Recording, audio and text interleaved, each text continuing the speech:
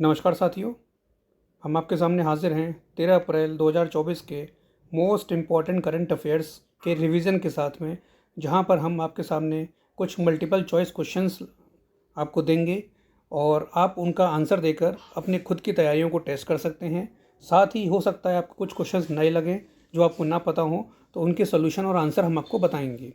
आगे बढ़ने से पहले अगर आप हमारे चैनल पर नए हैं तो इसे सब्सक्राइब कर लें, साथ में बेल आइकन दबाकर ऑल पर क्लिक भी कर दें, जिससे कि आपके नए वीडियो का नोटिफिकेशन समय से मिल जाए। करंट अफेयर्स के साथ हम बहुत सारे नए इनिशिएटिव भी लाते रहते हैं, तो कहीं ना कहीं अगर आप हमसे जुड़ते हैं, हमारे चैनल को सब्सक्राइब करते हैं, तो ये आपके लिए बहुत ज़्यादा हेल्पफुल साबित होने वाला है।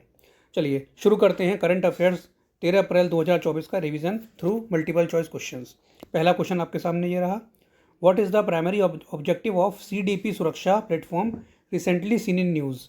हाल ही में समाचारों में देखे गए CDP सुरक्षा मंच का प्राथमिक उद्देश्य क्या है। ऑप्शंस हैं, to disburse subsidies to horticulture farmers, to create the largest 3D map in universe, to facilitate voter registration process, to provide real time updates on election results. बताइए इसका आंसर क्या होगा। चलिए इसका आंसर होगा option A, to disburse subsidies to horticulture farmers. इसके solution और explanation को देखते हैं। The government of India has launched CDP Suraksha, a digital platform for horticulture farmers to receive subsidies efficiently. It integrates with PM किसान and utilises E-Rupee vouchers for instant subsidy disbursal. यानी कि ये जो CDP सुरक्षा जो प्लेटफॉर्म लॉन्च किया गया है, ये बेसिकली एक डिजिटल प्लेटफॉर्म है फार्मर्स के लिए, और इस प्लेटफॉर्म को इंटीग्रेट किया गया PM किसान योजना और E-Rupee के साथ में, जिसकी मदद से फ़ौरन ही इंस्टेंट सब्सिडी डिसबर्सल हो जाएगा for horticulture farmers. Features include UIDAI validation, E-Rupee integration and geo tagging, और farmers can order planting material, contribute their share and receive subsidies automatically. यानी कि पूरे सिस्टम को ऑटोमेट करने के लिए क्या किया जा रहा है, ये जो CDP सुरक्षा प्लेटफॉर्म है इसको लॉन्च किया गया है। यही एक्सप्लेनेशन हिंदी में देखते हैं। भारत सरकार ने बागवानी किसानों के लिए कुशलतापूर्वक सब्सिडी प्राप्त करने के लिए एक डिजिटल प्लेटफॉर्म CDP सुरक्षा लॉन्च किया है। यह PM किसान के साथ एकीकृत है और तत्काल सब्सिडी वितरण के लिए ERUPI वाउचर का उपयोग करता है। सुविधाओं में UIDAI सत्यापन, ERUPI एकीकरण और जियो टैगिंग शामिल है। किसान क्या कर सकते हैं, रोपण सामग्री का ऑर्डर दे सकते हैं, अपना योगदान दे सकते हैं और स्वचालित रूप से सब्सिडी प्राप्त कर सकते हैं। ठीक है, तो ये प्रश्न था आपसे कि CDP सुरक्षा क्या है। तो बेसिकली CDP सुरक्षा जो एक प्लेटफॉर्म है, उसका जो मकसद है वो to disburse subsidies to horticulture farmers, यानी कि जो बागवानी किसान होते हैं उनको सब्सिडी प्रदान करने का एक माध्यम है। अगला क्वेश्चन देखते हैं। Recently who has been selected to be the part of Britain's research team on dementia. हाल ही में मनोभ्रंश पर ब्रिटेन की शोध टीम का हिस्सा बनने के लिए किसे चुना गया है। ऑप्शंस हैं, चांद नागपाल, कैलाश चंद्र, अश्विनी केशवन और कमलेश खूंटी। इसका आंसर आप बताइए क्या होना चाहिए। चांद नागपाल, कैलाश चंद्र, अश्विनी केशवन, कमलेश खूंटी। तो इसका सही आंसर होगा ऑप्शन सी, अश्विनी केशवन। अब अश्विनी केशवन के बारे में जानते हैं। अश्विनी केशवन एक इंडियन ओरिजिन न्यूरोलॉजिस्ट हैं और senior clinical research and honorary consultant neurologist fellow हैं। कहाँ पर, यूनिवर्सिटी कॉलेज ऑफ लंदन में, UCL में। और उनको सेलेक्ट किया गया to be a part of Britain's research team on dementia. अब जो टीम है उसका नाम क्या है, the team is called ADAPT, Alzheimer's disease diagnosis and plasma p-tau217।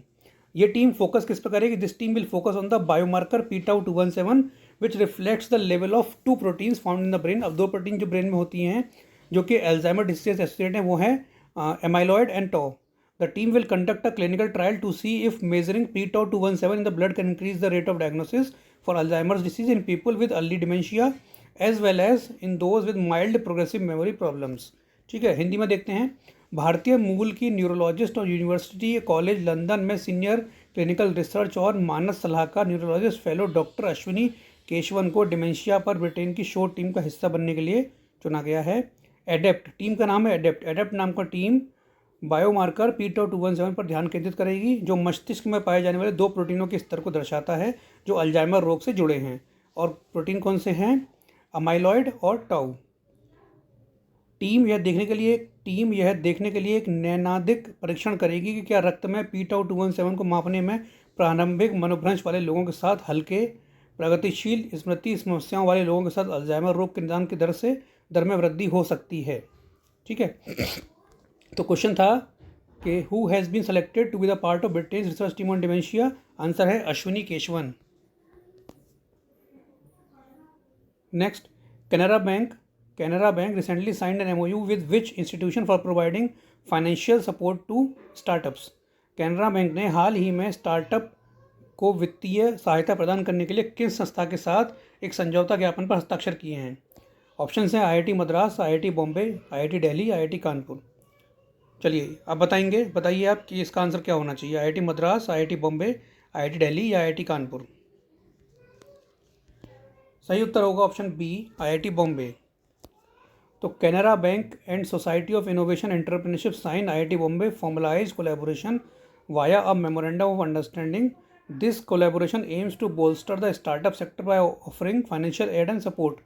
Together, they seek to foster the growth and success of businesses in India.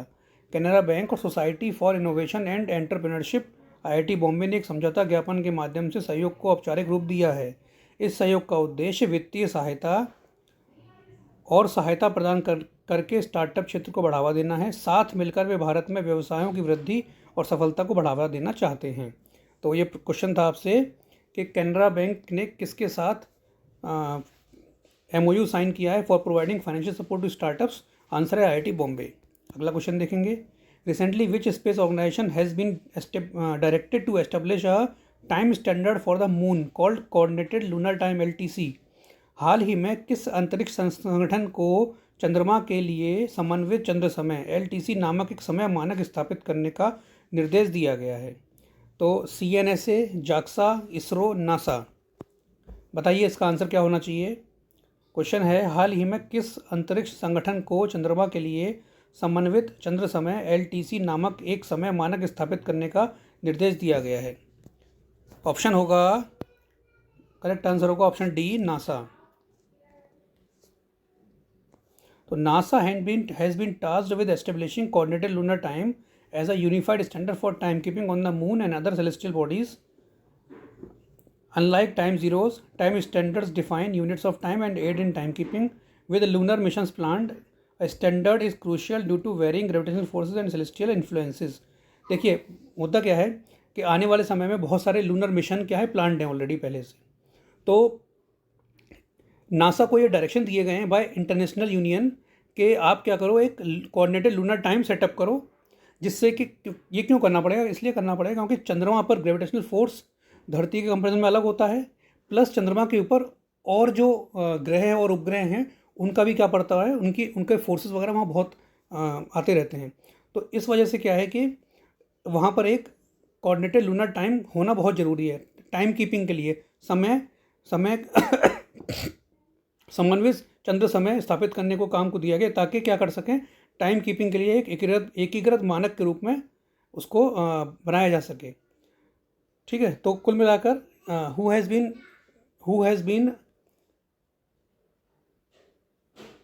Directed to establish a time standard for the moon called coordinated lunar time. तो इसका answer है NASA has been directed to establish a time standard for the moon called coordinated lunar time. अगला question, recently which country has overtaken India as the primary importer of Russian crude oil through sea routes. हाल ही में कौन सा देश समुद्री मार्गों के माध्यम से रूसी कच्चे तेल के प्राथमिक आयातक के रूप में भारत से आगे निकल गया है। ऑप्शन हैं चाइना, ईरान, बांग्लादेश, पाकिस्तान। मतलब पहले इंडिया सबसे ज़्यादा तेल, जो कच्चा तेल है क्रूड ऑयल, वो रशिया से इंपोर्ट करता था। अब इंडिया ने उस इंपोर्ट में कमी की है, जिस वजह से एक दूसरा देश इंडिया से आगे निकल गया है रशिया से क्रूड ऑयल इंपोर्ट करने में। तो इसका आंसर क्या होगा, ऑप्शन ए होगा, China. According to report from energy cargo tracker Vortexa, China has overtaken India as the primary importer of Russian crude oil through sea routes. China का जो import है वो 1.82 मिलियन बैरल पर डे है और India का जो import है वो 1.36 मिलियन बैरल पर डे है। ठीक है, और इंडिया ने इंपोर्ट कम क्यों कर दिया है, क्योंकि बहुत सारे रेस्ट्रिक्शंस और सेंक्शंस की दिक्कत आ रही है, प्लस जो कच्चे तेल की कीमतें हैं उनकी कीमतें बढ़ गई हैं, जिस वजह से इंडिया उसका इंपोर्ट अब कम कर रहा है। When is International Day of Human Space Flight celebrated every year? प्रत्येक वर्ष अंतर्राष्ट्रीय मानव अंतरिक्ष उड़ान दिवस कब मनाया जाता है? 10 अप्रैल, 11 अप्रैल, 12 अप्रैल या 13 अप्रैल? तो 10, 11, 12, 13 आंसर होना चाहिए 12 अप्रैल। आंसर 12 अप्रैल क्यों होगा? क्योंकि इसी दिन 1961 में 12 अप्रैल को ही अंतरिक्ष में पहले ह्यूमन को अंतरिक्ष भेजा गया था, जिनका नाम था यूरी गागरिन। तो the international day of human space flight is commemorated every year on April 12 to mark the beginning of space era for mankind. United Nation General Assembly on April 7, 2011 passed the resolution to establish the International Day of Human Space Flight on a particular day every year। मानव अंतरिक्ष उड़ान का अंतर्राष्ट्रीय दिवस मानव जाति के लिए अंतरिक्ष युग की शुरुआत को चिन्हित करने के लिए हर साल 12 अप्रैल को मनाया जाता है। जैसा आपने बताया कि 12 अप्रैल 1961 को यूएसएसआर के यूरी गागरिन को अंतरिक्ष में भेजा गया था, तो उसी सेम डेट पर ही 12 अप्रैल को हम international day of human space flight मनाते हैं। Next question, who has won the national women's carrom title? Who has won the national women's carrom title? राष्ट्रीय महिला कैरम खिताब किसने जीता?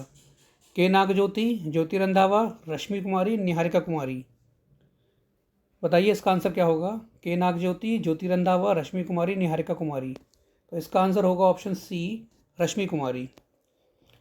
3 टाइम वर्ल्ड चैंपियन रश्मि कुमारी 3 बार की वर्ल्ड चैंपियन है और उन्होंने के नागज्योति को हराया इन 51st नेशनल कैरम चैंपियनशिप, जो कि ऑर्गेनाइज की गई थी मध्य प्रदेश कैरम एसोसिएशन के द्वारा। और यह रश्मि कुमारी का 12th national women single title है और presently Rashmi Kumari as a chief manager work करती हैं इन ONGC। ठीक है, नेक्स्ट क्वेश्चन देखते हैं। Uttar Pradesh first glass sky walk bridge has been constructed at which place? Uttar Pradesh का पहला ग्लास स्काई वॉक ब्रिज किस स्थान पर बनाया गया है? मतलब एक ब्रिज है जो कि कांच से बना हुआ है पूरी तरीके से, और जब आप उस पर चलेंगे तो आपको लगेगा कि आप आसमान में हैं। तो ऑप्शन है Ayodhya, Chitrakoot, Mathura, Saharanpur. Correct answer Chitrakoot. Uttar Pradesh first glass sky walk bridge has been built recently at Tulsi waterfall in Chitrakoot district of Uttar Pradesh. अब इस ब्रिज की देखो शेप कैसी है। इस ब्रिज की शेप जो है वो धनुष और बाढ़ के जैसी है। The bridge built in the shape of bow and arrow has the arrow, जिसकी की लंबाई 25 मीटर है। उसकी जो एरो है उसकी लंबाई 25 मीटर, वो खाई की ओर निशाना करता है towards the ditch, while the बो, जो बो है उसका धनुष, उसकी विड्थ 35 मीटर है, जो कि 2 खंभों के बीच में बनाया गया है। और ये जो ब्रिज है इसकी कैपेसिटी कितनी है? 500 किलोग्राम पर स्क्वायर मीटर।